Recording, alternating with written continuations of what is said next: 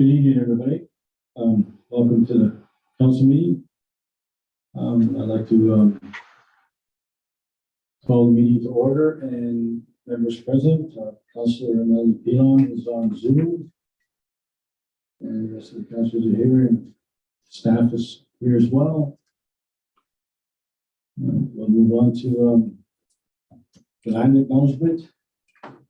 We'll begin this meeting by acknowledging that we are gathering on the land that has been inhabited by indigenous peoples since time immemorial.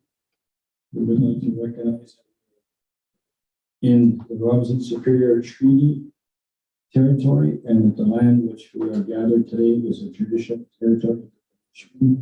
Especially, we acknowledge the neighboring community of the Mishpachon First Nation, to whom we have great respect. We also recognize the contributions of all indigenous peoples, including the MBT, in shaping and strengthening the community of the province of Ontario.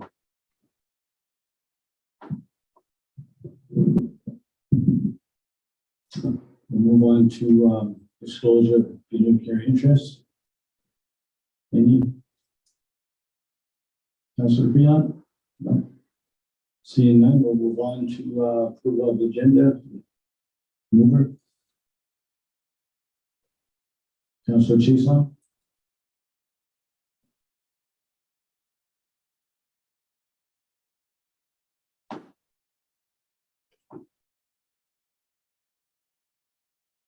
All in favor? Motion carried. There's no delegations or presentations. Move into adoption of minutes. Can I get a mover? Councillor Hatfield?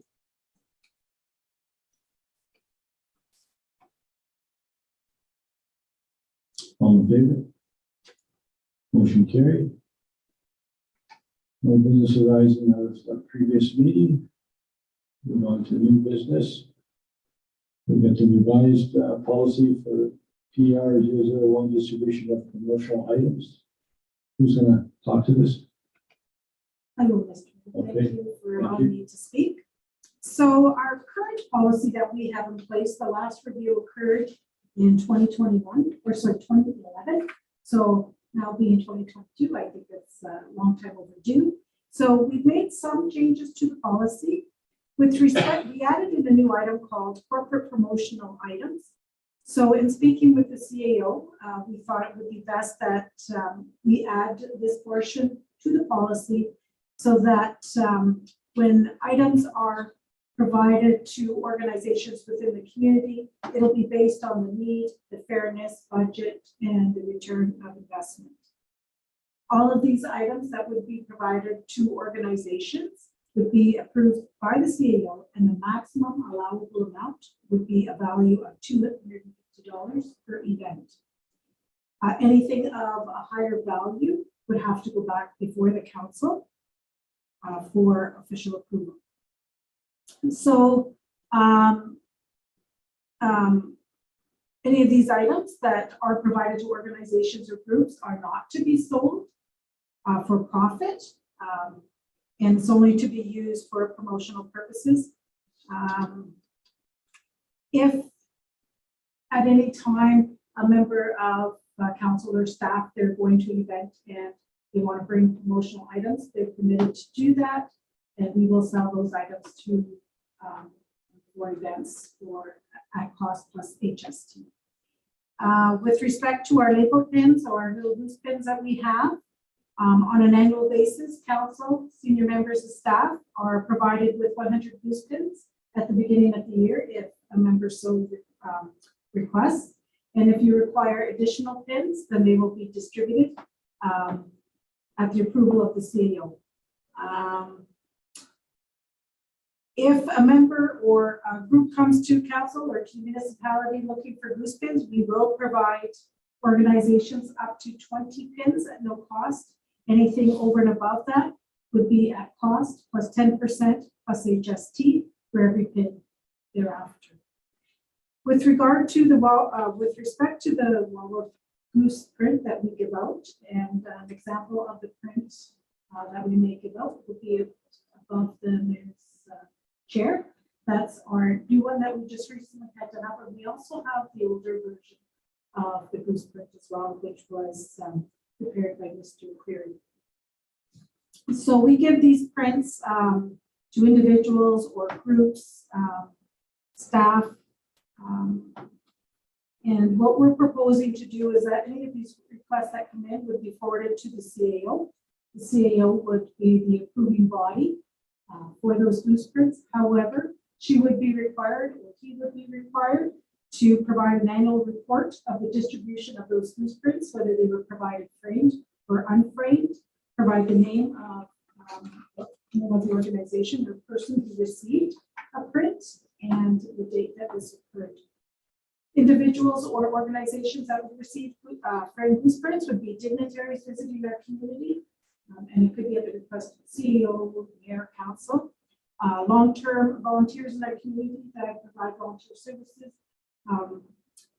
for a minimum of 15 years of service with an organization, to recognize individuals or groups who have undertaken projects that have benefited our community, to recognize or employees to recognize their 10 years of service with the municipality upon their retirement, to groups or organizations that have made a significant contribution to our community or in response to a significant event, or to persons or organizations that may petition council for a specific reason. Unframed prints would be provided to employees with less than 10 years of employment or who retire with less than 10 years, or to other persons or organizations that request a gooseprint to recognize a significant event benefit. But each of these approvals would go through the CEO and an annual report would go to council. Thank you. Any questions? Okay, that's another one of our regular policies is updated now. Yes. Excellent. Thank you. And we would propose that we bring a bylaw forward to the next council meeting in July. Okay. Thank you. We'll move on to 7.2 CAO memo. Economic Tourism Advisory Committee. This is great news. We have some people to. I'll let you take that over. Thank you, Mayor. And as highlighted in my memo, we recently advertised for members to sit on Council's new Economic Development and Tourism Advisory Committee.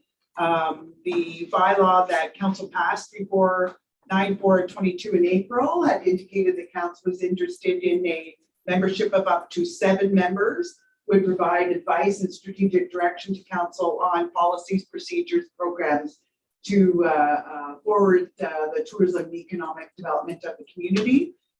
In response, we received 6 public applications. All applicants met Council's desired qualifications, and those members are Anya Switzer, Lee Breyer, David Wells, Katie Ogilvie, Heidi McLaren, and Angela Kalaisi.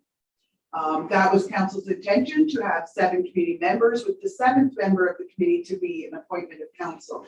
At a past Council meeting, Councillor Melanie Pino indicated interest, but Council tonight is being asked to consider which Council member would sit on that committee. So the resolution of Council is required to appoint these applicants and will be considered at the regular meeting following this meeting. The purpose for that is that we'd like to get going on some training and orientation of the new committee members, so we can move forward with the development of our 5-year tourism plan as quickly as possible. So tonight we recommend that Council approve the appointment of the 6 members who applied, including a member of Council. Thank you. Thank you. Any questions, councillors? At this point, would we go ahead and appoint a member of Council? All in favor of Melanie Pino, Councillor Pino? Okay, so all in favor. So Melanie, you're the new committee member. Can you hear us? I can hear you. Thank you very much, Mr. Mayor and Council, for appointing me to that committee. And I want to take the time to thank all of the community members who put their name forward to sit on this committee. It's a very, very important committee, I believe, and I'm excited to get to work on June 23rd. Thank you. Okay, we'll move on to 7.3 and yes, Memo award proposal for water and wastewater study and financial plan. Who's going to talk to this? I will, Mr. Mayor. Thank you. So recently, the Infrastructure Services Department put a RFP out for a water and wastewater rate study and 10-year financial plan for the water treatment plant, which is a legislative requirement to operate our plant. On March 31st is when we posted on our public website bids and tenders. We had one proposal received, and it was from Watson and Associates Economists Limited. They were the ones that did the municipality's financial plan in the past. And so with no other bids submitted, we still went through the evaluation process. There's a two-part process where we go through the technical proposal. We give it a score. If it scores above a certain percentage, and we open up the cost proposal, take a look at what it would cost us to move forward with them. And their fees end up being $26,950, which is HST. This project will be funded using the funding from the modernization fund. And so we're requesting that due to Watson's familiarity with our financial system and structures that are already in place, we move forward with Watson as the consultant for this project. Any questions? Any questions, councilors?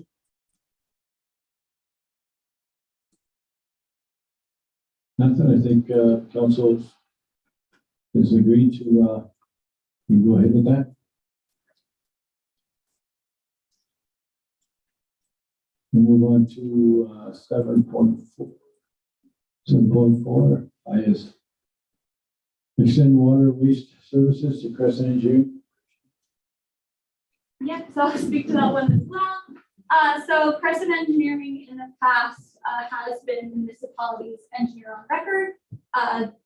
That was achieved through bylaw 3311-20. And it expired on us on it was May 31st, 2021. So we acknowledge that we did neglect over the past year to have the option to extend that service by a year. That was in that part of that contract. However, we would like to recommend to extend Crescent's role as our engineer on record by 2 years. So extending them to May 31st, 2023. Given that Crescent has extensive knowledge of our water system, they've been an incredible resource during times of staff shortages. They've also helped us out a lot with any questions that our operators may have.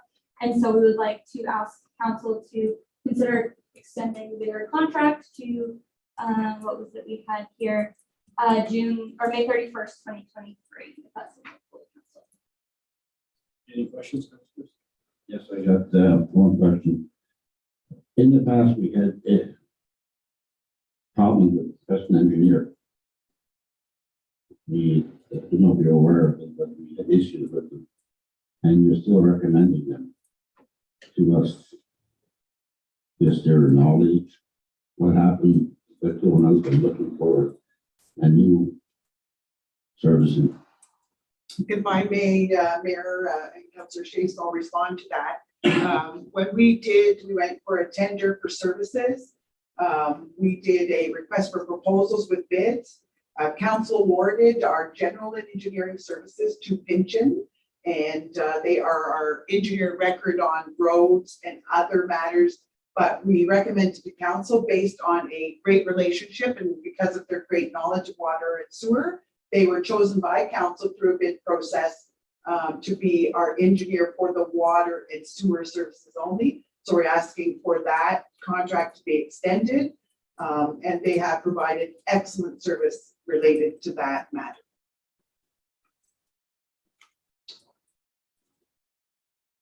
Any, yeah, councilor? Mayor? Take into consideration that we had issues, didn't mention the issues that we had with them. And you know what I'm talking about, we're in court with them and both things. Now we're going back to them. what's the reason for giving in? That's clarify that for me, please. Thank you, Councillor Chason.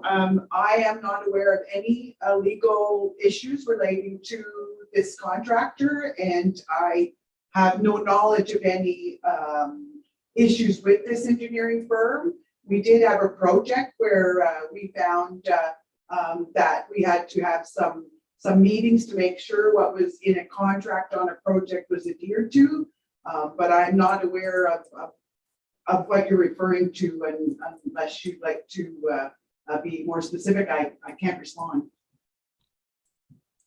Well, just things that went on in the past, but brought up a concern that we, at one time, the council, maybe a few years ago, that we were going to do away with Crescent because of what happened, but now you want them back. Just for the water, or is it? Yeah, it's just for the water and wastewater engineering services. Yeah. Okay. I would also, if I could just point out that Preston, during our time of not having an ORO, acted as our ORO and has been incredible in facilitating our water and wastewater operations from Sault Ste. Marie and keeping in contact with our operators. So I definitely trust them in moving forward with our water and wastewater operations. Okay, thank you. Go ahead, Councillor Phelan. Thank you very much, Mr. Mayor. The only question I had noted is, and I believe Rebecca may have already answered it, was in our original contract, in the original bylaw, did we have an option to extend the contract? Yes, we did. We had the option to extend by a year, but we neglected to do so. I wasn't around at that point, so I'm not sure why we didn't extend it. But given the service that Crescent has given us up to this point, I think it is appropriate to give them another year. Okay, perfect. Thank you very much for clarifying.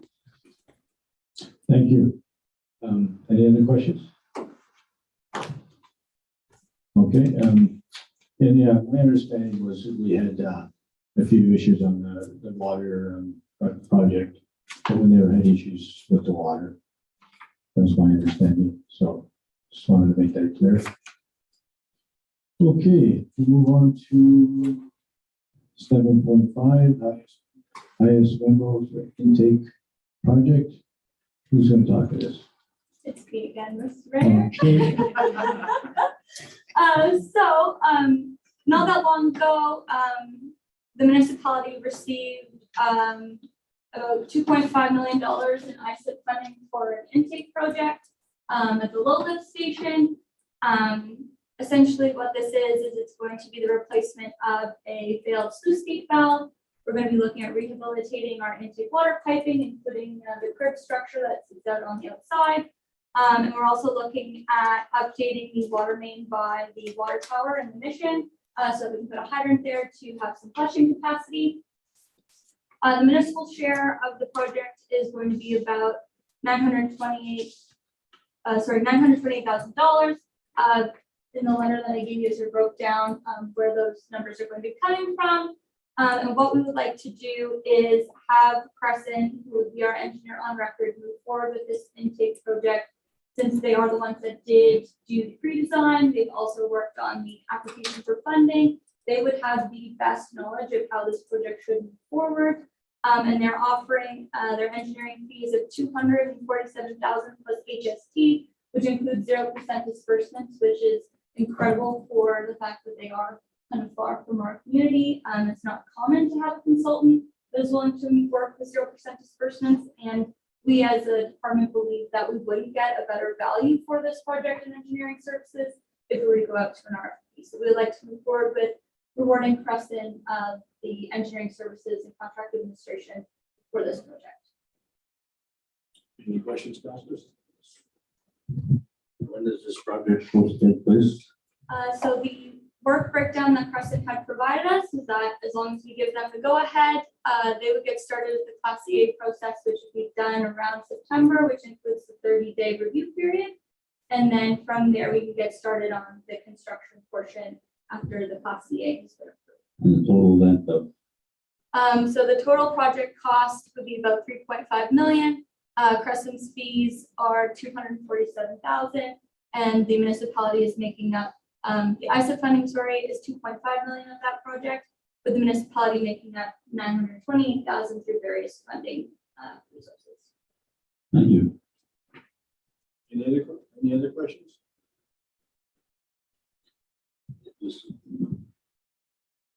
One question I had, when we first started talking about this, is it coming right from the water intake right to the water treatment center? No, it's just going to the low lift station. Or just that's the one at the bottom, right by the lake? Yes. But didn't we talk about replacing the pipes at first, right through? No?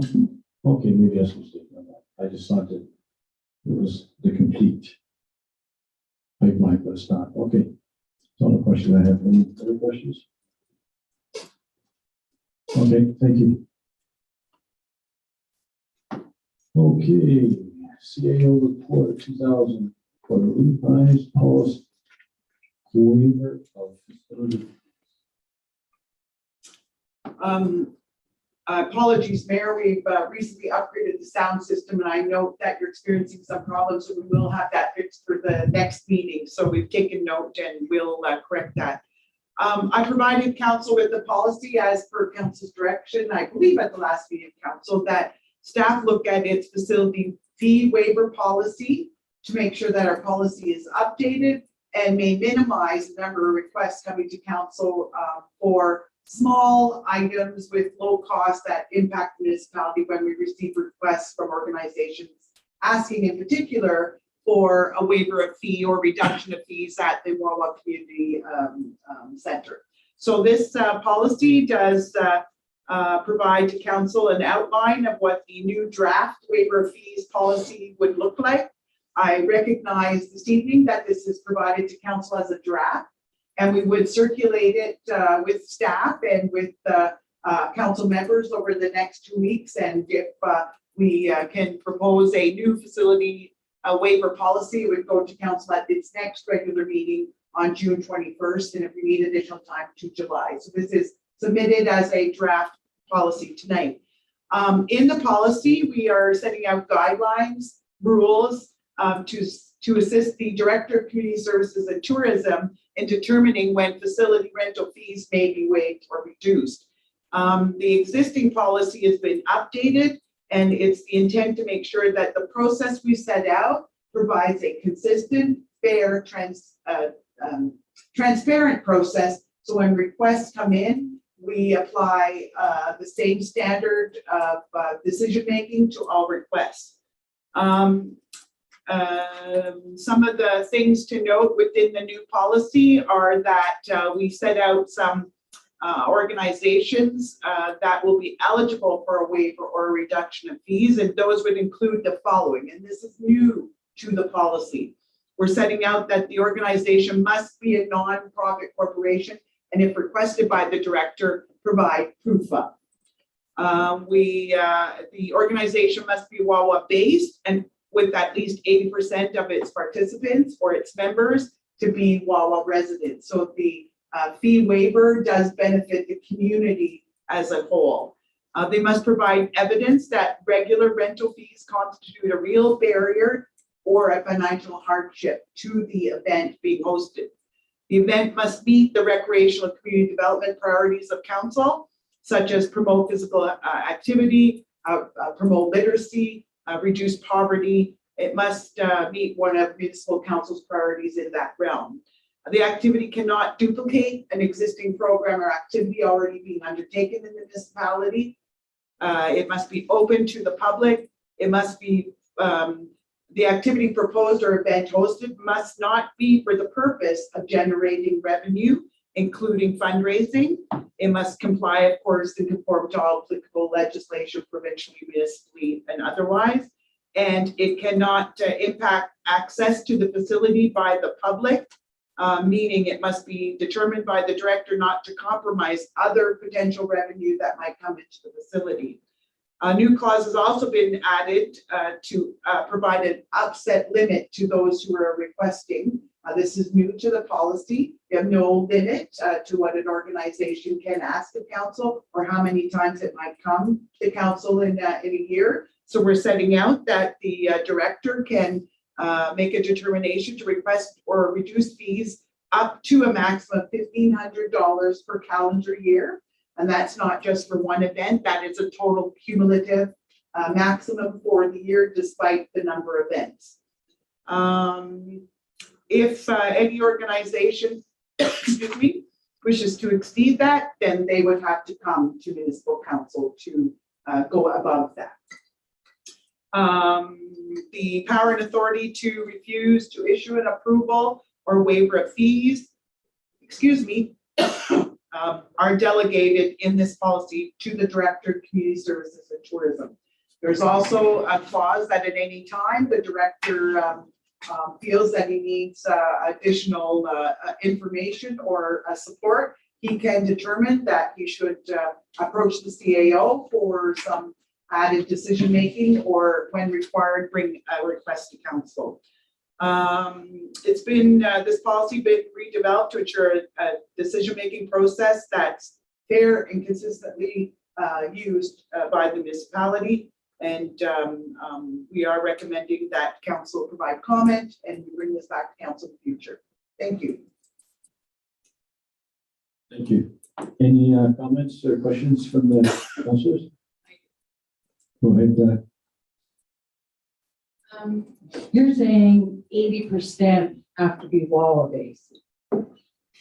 So consider for a hockey tournament and that, they're not going to be 80% wall-based. So you're saying that you wouldn't waive those fees if they ever asked for it? That's correct. And same with the ice fishing derby? That's correct.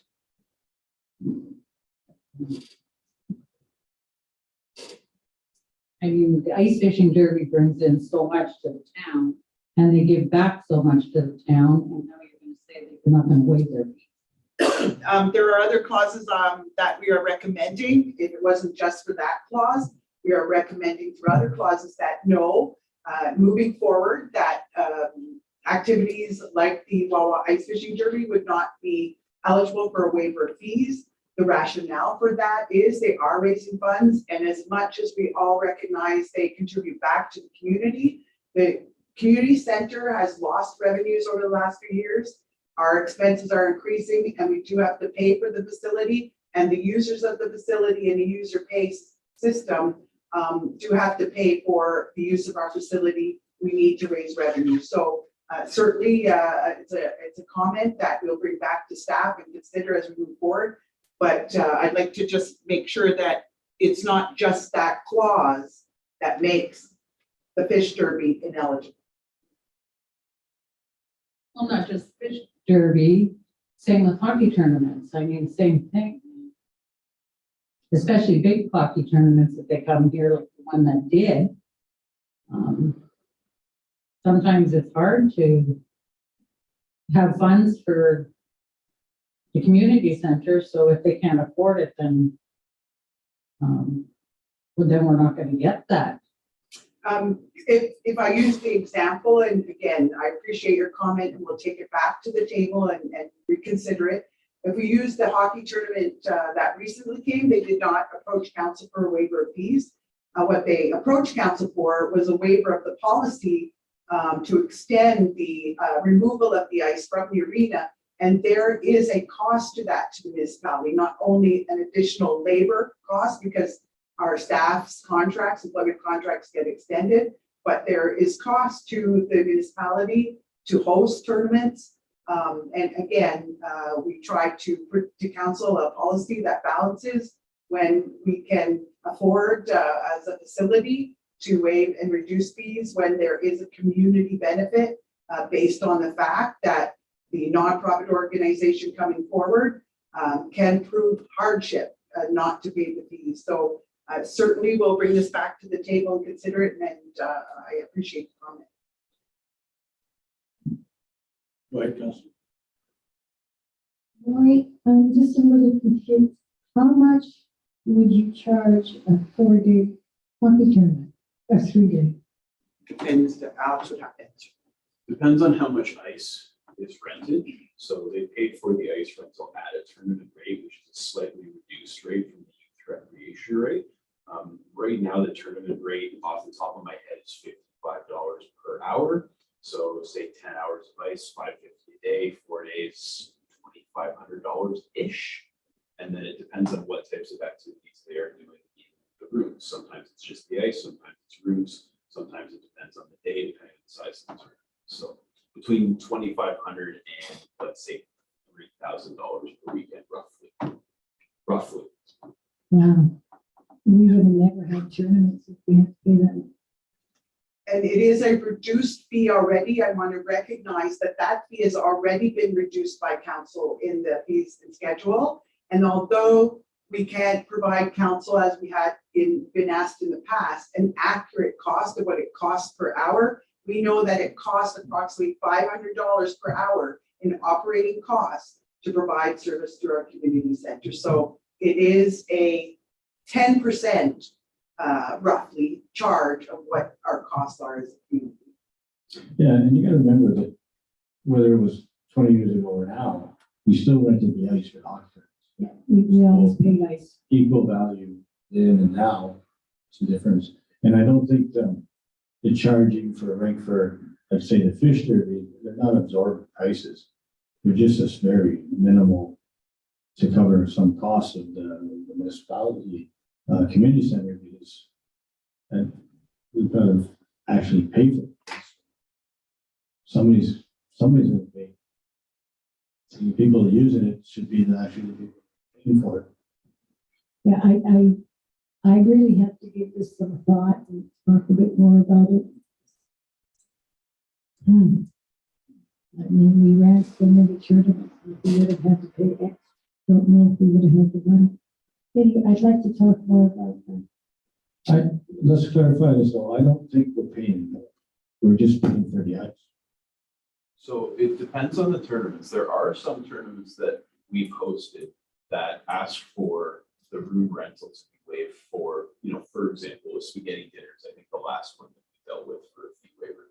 There's sometimes where the tournaments are just looking for the ice, and there's everything in between. So it really depends on the specific tournament, what people are looking for, what exactly that looks like, right? In the case of the last tournament we hosted, minor hockey booked the ice and nothing else. We opened up the banquet hall and curling lounge and the bar, and we're able to recover revenue in that way and give people extra seating area, but they didn't specifically book those rooms for something like a dinner or something similar. So it really depends. I think that the ice has always been paid for, absolutely. And the ice rate is set in the schedule fees. That, a couple of years ago, council increased it by a set amount to match similar communities. So that isn't changing in this particular policy. It's just how we are suggesting to council we approach when we do get those requests for the extras. Yeah, Alex, I don't think it's the extras to understand. So you're not, when they rent the ice, they automatically change it. Yes. Okay, I just have to think a little bit more about this for questions. Thank you. And a lot of these cases are case by cases. Yeah. Yeah. And that's where a lot of the time it was going to council, because we had a policy that only had 3 criteria.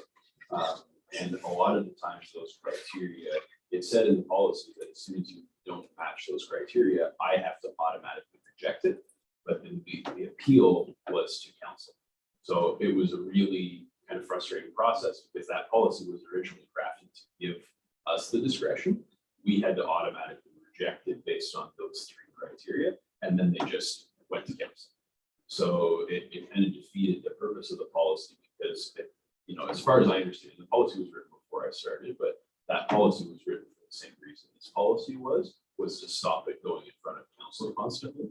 But because that appeal went directly to council, then it just went to council anyways, because we couldn't give them through policy the answer that they were looking for. So this plugs up a lot of those gaps by making the criteria a little bit more broad as it covers more cases. The criteria are very specific, and then we can move forward as a staff with that well-known criteria and say yes, no, yes, no, yes, no, and go from there. Go ahead. Does this include dance, all those? Because they don't pay a whole lot either. Yeah, so it depends on which organization specifically. So at our community center, dance is not a non-for-profit, so they would not be eligible for a fee waiver. Karate, correct me if I'm not understanding, is a non-for-profit, so they would be eligible for a fee waiver, given that they meet the whole rest of the list of conditions. So for example, you know, a regular karate night, which there's a membership fee paid for, there's a certain amount of people who sign up for that, that's not eligible for a fee waiver any different than, you know, minor hockey practice would be. But if there is a larger community event where there's a non-for-profit that's trying to do something kind of for free to get as many community members in, there is a specific benefit and it matches these things. That's the sort of thing that is eligible for a waiver of fees, but it won't have to go to council because that's something that we can do internally as staff. So there isn't a whole lot of changes, then, is there? We still pay, hockey still pays the ice time, and if they want to use the banquet room, they'll pay for it. Then, Yep. Yes. Yeah. We're not changing the fees or the costs or our normal practices set out in the schedule of fees and in other policies. What we're trying to do is refine who qualifies and who does not. So those requests through this policy, you're delegating the authority to the director of community services and tourism to have these criteria so he can make those decisions. So there are less decision-making required of council. okay, I think I had it quite mixed. Thank you. Any other questions? Go ahead, I Councilor. want to speak on behalf of hockey, I don't know too much about, but the fish derby, they give back to the community.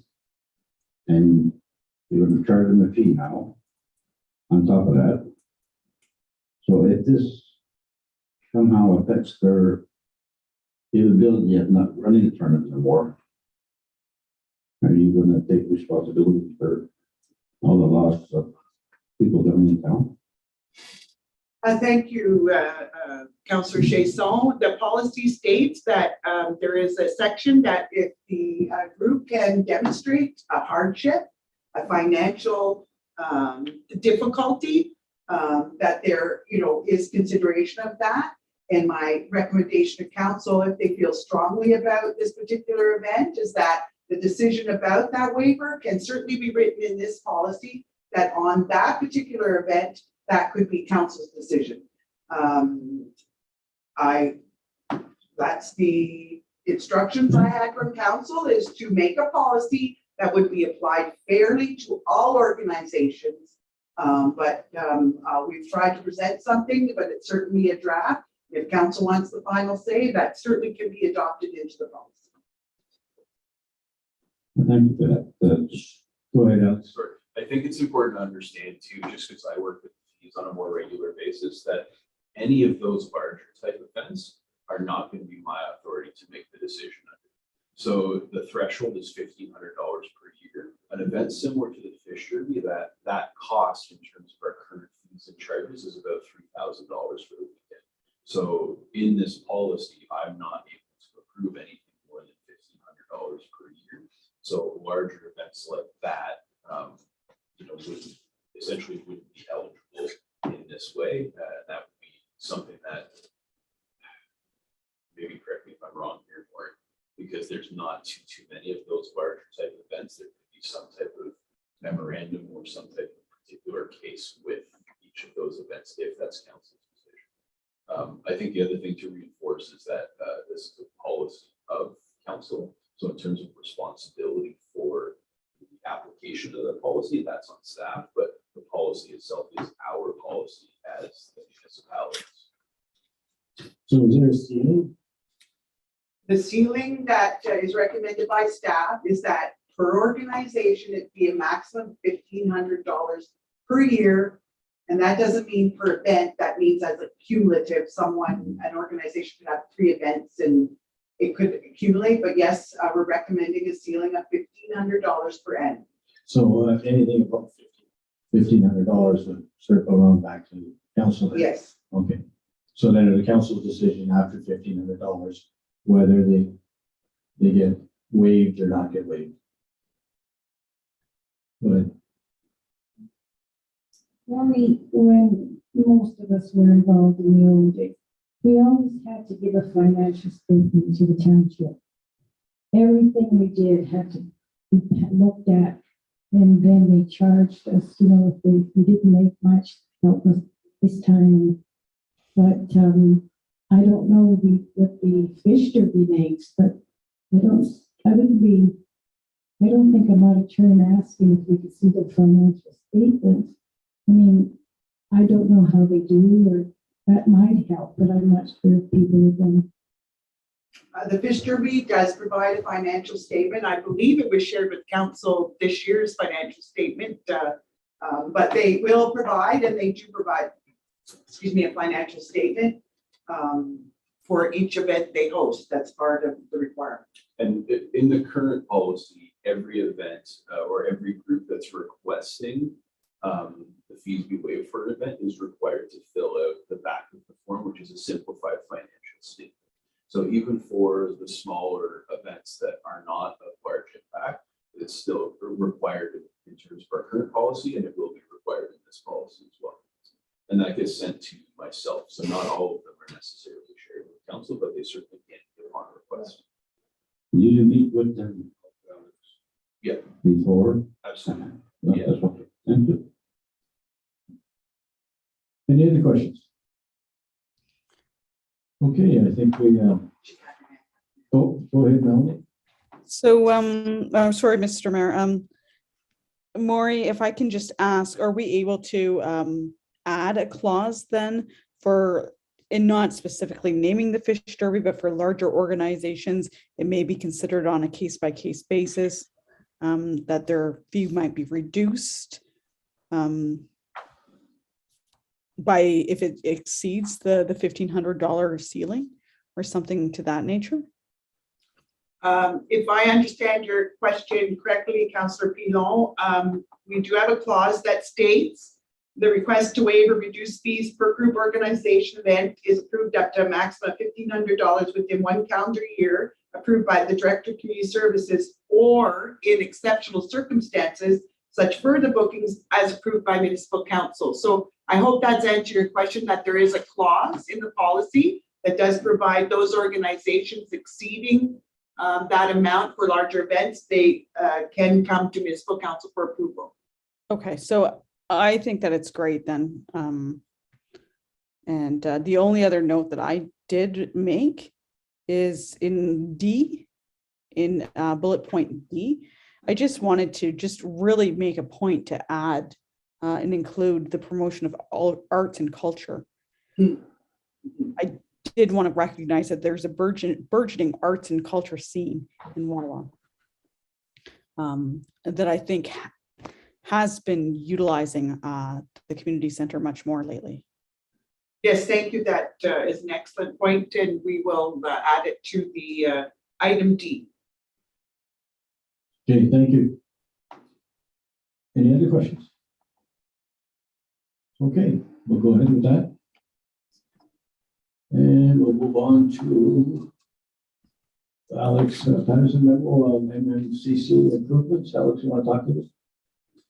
Sure. So part of it is an update for council on the progress of some of the smaller items that were under that broad budget of MMC improvements 2022, as well as part of this is looking for approval from council on a particular proposal because it goes over the threshold. Happy with that number? Yes. Yes. So, when we take a look at some of the things that we have done an RFQ process for, and that we as staff, basically through the CAO and the Treasury Department, have been given approval for already, the arena heaters, the arena sound system, and the curling pump all came in under budget, which is really lucky for us because the flooring came in over budget. So by the time everything worked out in the wash, we had a total budget for this project of $130,000, including the final municipal HST rebate, which is less than 13% the municipality pays. We're at $129,750 roughly. So it just worked out really nicely, which I really appreciate. So what we're looking for is for council's approval in the regular with the resolution for the flooring, if that is okay with everyone. Thanks. Any questions, councilors? Go ahead, Councillor Hatfield. Alex, can you explain to me about the heaters? Sure. So through the operating budget the last couple of years, we've had enough money to cobble together the side that's used the most. So we call it the canteen side. So it was a capital budget item, I want to say 2015 when I first started to do the actual canteen heaters, which everybody else used. I managed to get a cheap heater on a bit of a discount a couple of years later, and then did the next one down. So this year we're doing the opposite side, so the north side. So basically, we got a lot of criticism when we did just that side, because that's where a wall of people sit, and then all the out of town folks didn't have any heat, right? So there was some talk about that. So basically, we got the same heater that we put on the fire canteen side, and put two of them, one on each side on the back. So that's basically now give us 4 banks of heat, and it's still gonna be cold in there. It's not magic, there's no insulation or anything, but it'll be a lot better than it was. The arena sound system. Is that gonna be a big improvement? Yeah, it is. All of that stuff is 1996 equipment. A lot of it has shorts in it. I can't count how many times I've rewired that in the middle of a tournament and tried to patch it together. So the same folks who were doing this are going to come do that as well and bundle some travel. Thank you. Any other questions? How about the banquet flooring? What's happening with that? Nothing right now. Nothing right now? Yeah. Probably with the pricing that we've got and the way that it's increased, we're probably looking at 150 plus. So I had put that in a couple funding applications. We'll continue to put it in funding applications because it's quite a large ticket item. And then it also is, I want to say in 2023 or 2024 of our predicted budget, just in case we couldn't get funding together in time, but you know, that'll be the decision on that particular year. Okay, thanks. And no more questions? Okay, we'll move on to CEO memo of award of proposal for the 5-year tourism set. Thanks. Thank you, Mayor. And as outlined in my memo, council approved the terms of reference for the 5-year tourism study. We put that out to request for proposals and received 5 proposals back. We were very excited with the quality of the proposals received and the number, because many consultants indicated they would have liked to send proposals, but they were very, very busy. All proposals were in the set out budget for the project and met the mandatory criteria. The staff team of Maureen O'Neill, Alex Patterson, and Jesse Labonte reviewed all proposals based on the set out criteria and the request for proposals, as I highlighted for council.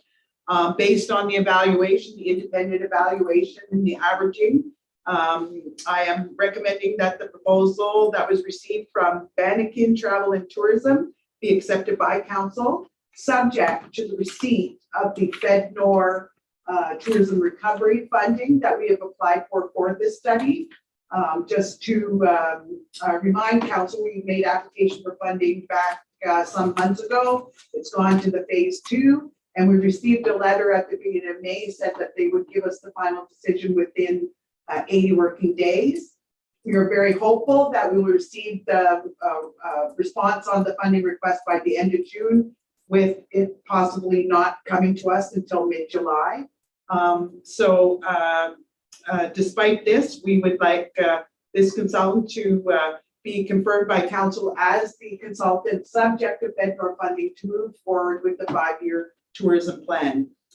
Resolution to accept this proposal is on the regular council meeting tonight. And I've spoken with the consultants who are very open to considering this proposal subject to the funding. So they're agreeable to that term. Thank you. Any questions, councillors? Can I just ask you, who are these people? I'm not sure where their head office is. I had attached it. They're from, I'm not sure, 437 area code. Anybody. It's a Canadian-based company. They're incorporated in Ontario since 2011. I'm not sure what their head office is. Councillor Hatfield, I apologize, but they are from Ontario and from their staff. And if you looked at their resumes, they have a lot of experience in Northern Ontario, which was one of our criteria, and they have experience throughout Ontario as well. Many of them have experience out of country in European countries, South America. So they come with to us in this proposal as having a wide breadth of tourism experience across the world, but they are an Ontario-based company. I'm not sure. They're actually decentralized. Oh, They don't have an office. Everybody works from home. Oh, we, sorry. I got from Ontario. So that's what they're from Ontario. It is incorporated in Ontario. Yeah, they're I'm from sorry. Ontario. Yes, I should sorry. have known that. My apologies. Yeah, they're the same. Okay, any questions? No questions, okay? Can't wait. Yes. We're moving forward into the future. Okay, we're gonna move on to 7.9, Councillor Chase on the fluoride issue. Bill, you want to talk to this? Okay. Little history. We're talking about fluoridation in our water. And just to let council know, most of you guys weren't here when you introduced it to our water, that fluoridation is a byproduct of fertilizer. When the Algoma Health came here, I asked them if they checked for any more chemicals in the system. He told me no. That's quoting them quite a few years ago. Then I asked them, did I see fluoride in the water? Our cancer rate has risen. Did you ever check into it? And then again, I was told no, he never did. Then it went on that somebody, and not gonna mention no names, made a statement that it's okay for some people to die to better the other people. Now, my opinion, but for that statement back then, I didn't know enough to come back. But my statement is Algoma Health is there for everybody. Every human being there, not just for a select few. And that's what cheesed me off about this, because now we're fluoride in our water, we don't need, we're dumping it into our storm sewer, that's from, we're sorry, in our waste.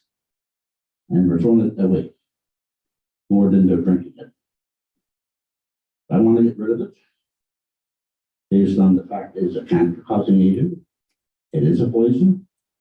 And what happened a couple of weeks ago here, that happened with the chlorine, that happened with the fluoride. How many people are going to get injured, hurt, or killed in this town?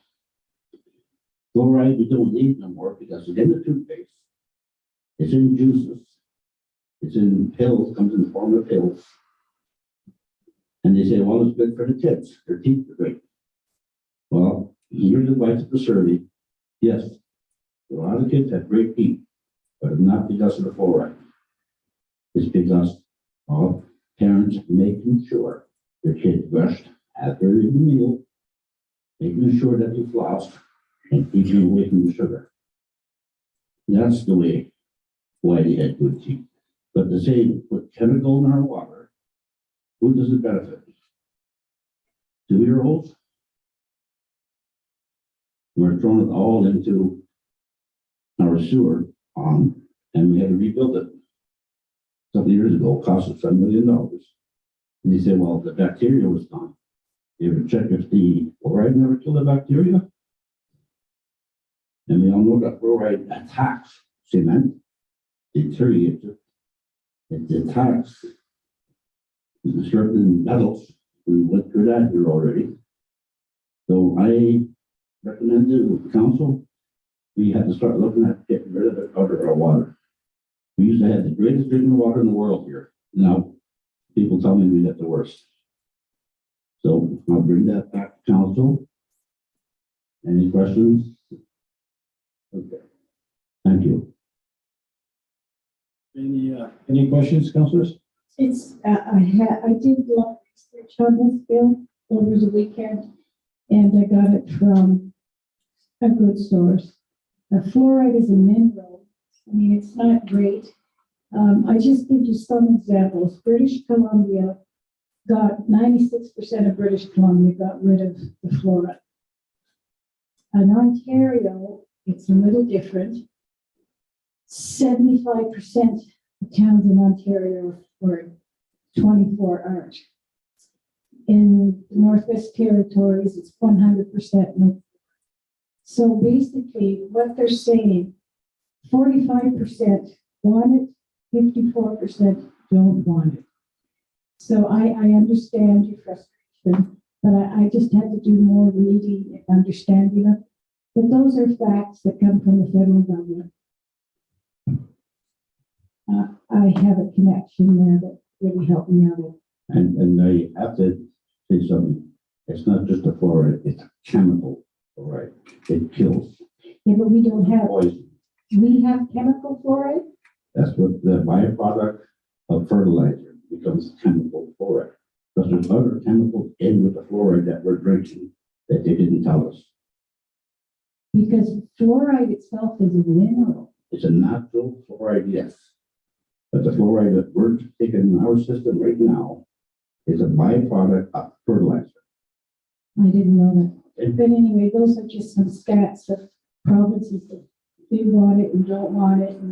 And There's more I'd like to say, but I don't have the time or the resource. I'm still doing some research. I'd just like to bring it back to you in the future if we have to, or yeah, the government has some very good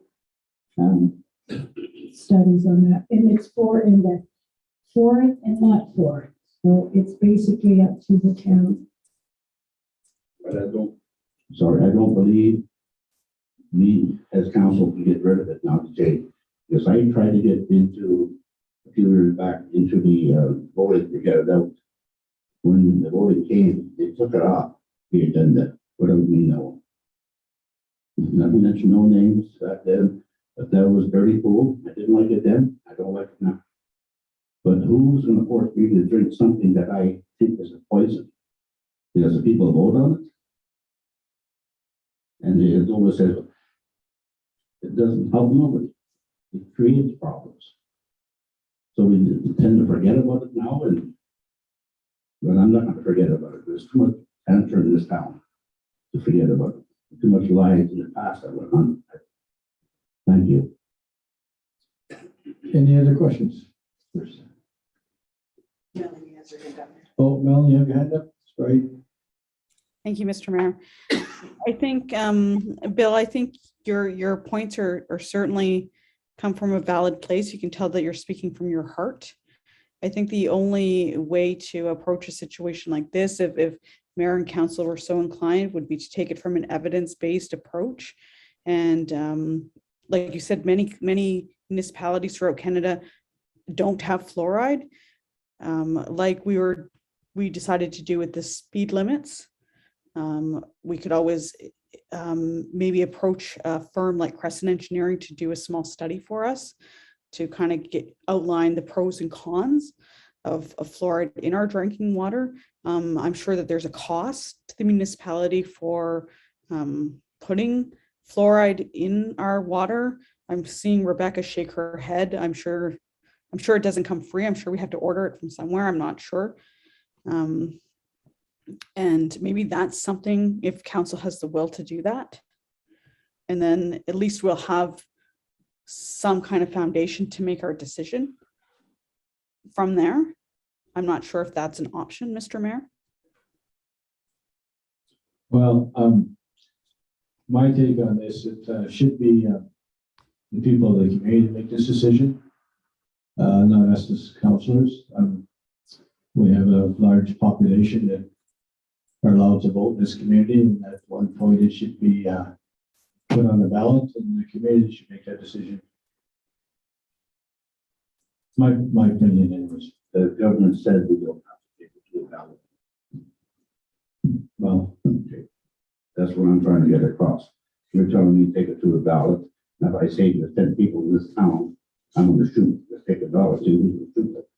That's what I'm trying to get. It causes cancer, guys. That's why if you get that to your head, it's killing people up there. one death is one too many in this town, fluoride or cancer. That's all I'm trying to get, but take it out, leave the voting again, no, I don't agree with it. We got rid of that. And then keep it away from it. The last time we voted on it, the question was put terrible. And it just, everybody didn't even know how to vote. It should have been a yes or a no, but, it was complicated. And I worked the election and everybody said, well, what the heck does it mean? So if you do go to a vote, just a yes or no vote would be good. Rebecca, I'd like to hear from you. Here for me, regarding what? The fluoride? The fluoride. So, I have a little bit, of some general operational knowledge of fluoride. So just based on Statistic Canada, I don't have the municipalities per se how much it costs us per person. But generally the cost of fluoride at a water treatment plant ranges between 35 cents to 80 cents per person a year to fluoride water. So when you look at really big cities like the city of Toronto, that's several millions of dollars. When you look at a small facility like what we've got here, it's a couple $100 every year, probably closer to 1,000 or so. I'd have to just double check that. But yeah, in terms of fluoride, the government recommends no more than 1.5 parts per million in the water. The municipality of Wawa does not, or in the past water report, we averaged at 0.51 milligrams per liter, which is right on target for having healthy teeth. The MOE recommends between 0.5 and 0.8 parts per million, so we're in that range. And that is just based on the drinking water guidelines and the facts that we have here at our plant. I think that's as far as I want to elaborate on that. Do you agree with me that fluoride is a poison? I agree that there are levels that people can achieve acute toxicity. No. Yes. Is it a poison, yes or no? You will drink right now, this is fluoride, are you gonna die? If I In drink 2 hours, pure you're dead. fluoride, yes, but It's a if poison. Then get away from it, it's a poison. so in the drinking water, according to our government guidelines, we are allowed to have, In the sidetracking, please. no, So sorry. It's either it's a poison or it's not. I don't think, That's it. Staff But can't get it. what I'm trying to get at, Can I interview Bill? what I'm trying to get at, Bill, can I interview him? if anything was to happen with the system and that fluoride gets into our water system, how many people are gonna get hurt? I don't think I've ever need to speak to that. So you can't be for sure 100%. Well, I think it's a very pointed question, and No, I think it's. Rebecca, I care about our drinking water. I care about the people in this town. Yeah, But you tell me I have to drink it if you hold on it. this is. I don't get, how many people in this town, they're the ones I tried, that get 10 times, they don't know nothing. They backtrack every time. When I ask them, if you check the fluoride coming in the water, how many other chemicals are there? They said, no, we didn't check. Okay, that's what I want you to do. If you refer to our drinking water report for 2021, you will see a whole list of chemicals that we do test for, and you'll see that we're not in exceedance of any of them. But the thing is, medicine is not to put into drinking water, to take oral. Don't put any medicine under drinking water, and that's what you're doing to me anyway. I get upset because I want to drink water, not chemicals. Because what does it benefit? People's teeth, my daughter's teeth are crystallizing, they're breaking. And she's been drinking that water. But that's the studies we gotta do. You see, if it's hurting our people, the cancer rate is down. That's what you gotta go for. Not the money, only cost anybody. I don't care what the money. Okay, Councillor. Okay, just don't ignore it. Let's do a study. Because council does have the right to vote it out. Not vote it out. With the public. Council has the right to do it. Thank you.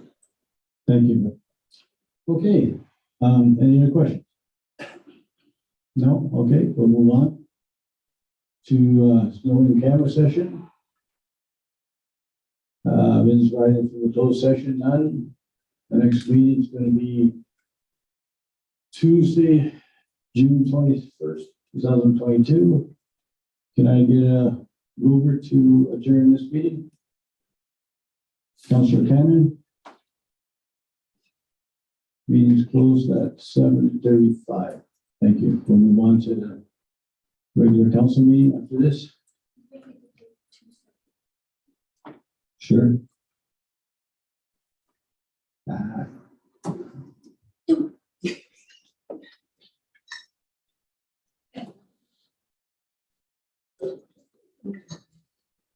Did you figure?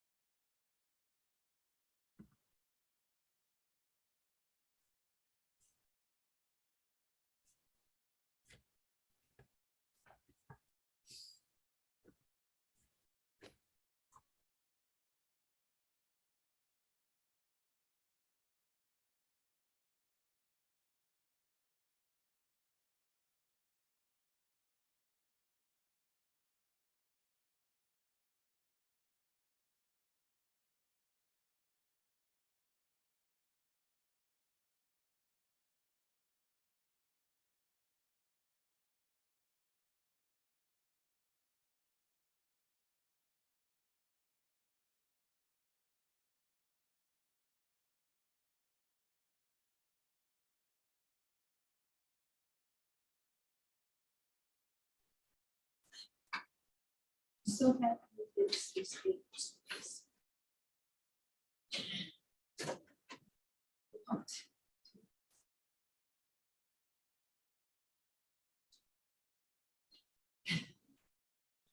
Okay. I'd like to call a regular, regular council meeting to order and note all members present. Councillor Pilon is on Zoom. We'll move on to disclosure of peculiar interest, any? Seeing none, we'll move on. Approval of agenda, we have a resolution. moved by Councillor Schiesel, seconded by Councillor Hatfield.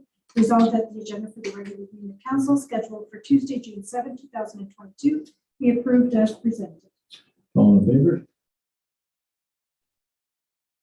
Motion approved. Carried. Delegation presentation, there's none. Announcements giving of notice. We have a number of them, different service boards, library boards, etc. Move on to adoption of minutes. Moved by Councillor Hatfield, seconded by Councillor Schiesel. Resolved that the following minutes of the meeting of council be adopted as presented. 8 minutes of a regular meeting of council held on Tuesday, May 3rd, 2022, as contained on pages 1 to 7, inclusive of the minute book. B, minutes of a public meeting under the Planning Act held on Tuesday, May 17, 2022, as contained on pages 1 and 2 of the minute book. And C, minutes of a regular meeting of council held on Tuesday, May 17, 2022, as contained on pages 1 to 6, inclusive of the minute book. All in favor? Motion carried. 7, those correspondence. 8, we got the consent agenda. Moved by Councillor Schiesel, seconded by Councillor Hatfield. Resolved that the items listed under consent agenda, items 8.2 to 8.5, be approved as recommended. All in favor? Motion carried. Staff report, number 9.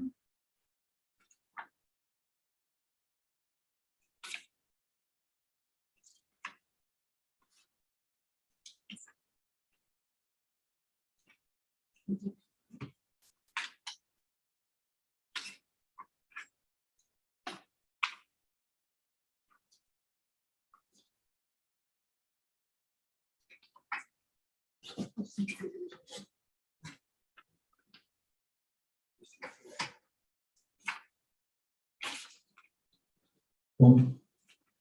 It's me, Shepherd. My apologies. Moved by Councillor Cannon, seconded by Councillor Hatfield, resolved that the Council of the Corporation Municipality of Lowell does hereby receive CAO Report 2022-04, revised policy regarding waiver of fees, a copy of which is attached here too. all in favor? Motion carried. No business arising out of previous meeting. 11, new business. Appoint members to the Lowell Economic Development Tourism Advisory Committee. Resolution. Moved by Councillor Hatfield, seconded by Councillor Cannon. Whereas the municipality of Walla adopted bylaw number 3494-22 to establish a Walla Economic Development and Tourism Advisory Committee. And whereas members of the public submitted their name to sit on the municipality of Walla Economic Development and Tourism Advisory Committee. Now therefore be it resolved that the Council of the Corporation of the Municipality of Walla does hereby appoint the following persons to sit on the Walla Economic Development and Tourism Advisory Committee. 1, Councillor Melanie Hilo. 2, Lee Breyer. 3, Angela Palaisi. 4, Heidi McLaren. 5, Katie Ogilvy. 6, Annia Switzer. And 7, David Ross. All in favor? Motion carried. 11.2, accept proposal from Watson Associates Economics Limited. Moved by Councillor Cannon, seconded by Councillor Hatfield, whereas the municipality of Walla issued a request for proposals, RFP 2022-02, for a water and wastewater rate study and Walla treatment plant 10-year financial plan update. And whereas staff only received one proposal from Watson's and Associates Economists Limited in the amount of $26,950 plus HST. Now therefore be it resolved that the Council of the Corporation Municipality of Walla does hereby accept the staff recommendation and approve the award of the proposal submitted by Watson and Associates Economists Limited. All in favor? Motion carried. 11.3, approve extension of water and wastewater services, Crescent Engineering. Moved by Councillor Hatfield, seconded by Councillor Cannon. Whereas the Council of the Corporation Municipality of Walla through resolution number RC 20099 dated April 21, 2020, accepted staff recommendation to retain Crescent Engineering Corporation to be the engineer on record for water/wastewater services for the municipality of Walla for 1 year with an option to extend for a second year. And whereas council passed bylaw number 3311-20 to authorize the corporation of the municipality of Walla to enter an agreement with Crescent Engineering Corporation for the provision of professional engineering services for the water treatment and wastewater services for the period June 1st, 2020 to May 31st, 2021. And whereas staff are satisfied with the services being provided by Crescent Engineering Corporation and wish to extend their services for an additional 2 years, now therefore be it resolved that the Council of the Corporation Municipality of Walla accept the staff recommendation and authorize the extension for Crescent Engineering to be the engineer on record for the water wastewater services for the municipality of Walla for the period June 1, 2021 to May 31, 2023. All in favor? Motion carried. 11.4, accept proposal from Everything Floors Limited to replace flooring at the community center. Moved by Councillor Hatfield, seconded by Councillor Shason. Whereas the municipality of Walla issued a request for proposals RFP 2022-03 to replace flooring at the Bishop County Memorial Community Center. And whereas staff received a proposal from Everything Floors Limited, now therefore be it resolved that the Council of the Corporation of the Municipality of Walla does hereby accept staff recommendation and award the proposal to Everything Floors Limited in the amount of $90,005 plus HST. All in favor? Motion carried. On number 11.5, accept proposal from Menikin Travel and Tourism, 5-year tourism study. Moved by Councillor Shason, seconded by Councillor Hatfield. Whereas in April 2020, Council approved the terms of reference for a 5-year tourism study and then submitted an application to Federalist Tourism Recovery Fund and grant support. And whereas a request for proposals was issued, resulting with the municipality receiving 5 proposals, all of which were reviewed and evaluated using set out criteria by a staff evaluation team. Now therefore be it resolved that the Council of the Corporation Municipality of Wawa does hereby accept the proposal received from Vatican Travel and Tourism, subject to the receipt and confirmation of funding approval from FedNor to complete a 5-year Wawa tourism plan study for an upset cost of $93,745 net of HST rebate. And it is understood that the tourism study would be undertaken during the summer of 2022. All in favor? Motion carried. No notice of motion. Go on to 13. Bylaws. Moved by Councillor Hatfield, seconded by Councillor Chason. Resolved that the following bylaws be introduced and read first, second, and third time, and finally passed, and that the mayor and clerk do sign and seal the same. Any rule of this council to the contrary notwithstanding. Number 3459-22 to adopt municipality of Wawa policy number HS016, right to disconnect from work policy. Number 3511-22 to confirm the proceedings of council at its meeting held on the 7th day of June 2022. Number 3512-22 to delegate the authority to provide marriage solemnization services to Maury O'Neill, Mr. Orlando Rosa, and Mr. Daniel McCoy. Number 3513-22 to authorize the sale of municipal land described as lot D on Walker Engineering drawing number A1-2007-32G1 and known as 10 White Drive to 100062695 Ontario Inc. Piston Broke Mechanical. File number 3514-22 to amend policy number PE-002 vehicular traffic and designate speed rates for all heavy equipment and trucks owned by the municipality of Wawa on certain streets and set out additional parking on certain streets. File number 3515-22 to adopt revised schedule of fees for the corporation of the municipality of Wawa for the year 2022. File number 3516-22 to enter into agreement with Watson and Associates Economists Limited for a water and wastewater rate study and financial plan update. And file number 3517-22 to enter into agreement with Crescent Engineering Corporation for the Wawa raw water intake remediation project. That was a list. Okay, we'll move, there's no closed session. There's no business writing for closed session, so Mr. Berkeley, you have a question? But call the question on those bylaws. Vote. oh, sorry, yeah, okay, we'll do that. All in favor of the bylaws? Motion carried. Now we'll move on. Thanks for the reminder. Closed session done, business rising. Next meeting will be Tuesday, June 21st and 22. The chairman of the meeting will be at 7:48. All in favor? Motion carried. Thank you, everybody.